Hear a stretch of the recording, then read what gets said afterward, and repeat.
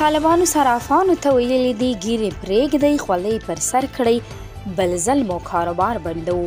د طالبانو امر بالمعروف وزارت په ولایتونو ولسوالیو کې د امر بالمعروف نوی قانون او د ملا هیبت الله د فرمانونو د تطبیق لپاره ډلې ګمارلې دي چې دا مهال په ټولو ولایتونو کې په بیلابیلو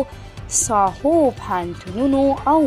ښوونځیو نیولي تر عامو خلکو پورې په ټولو ګرځي او ورته خپلې سپارښتنې کوي. د لوګر ولایت د صرافانو اتحادیې څخه یوې سرچینې ویلي چې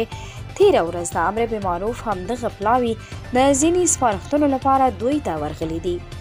امر بالمعروف صرافانو ته خبرداری ورکړې چې ګیرې پرېږدي، خولۍ په سر کړي او که دغه غوښتنې یې عملي نه کړې نو د دوی څارونکي ټیمونه به یې بل ځل کاروبارونه، دوکانونه بند کړي او هغه مهال بیا هیڅوک د شکایت حق نه لري.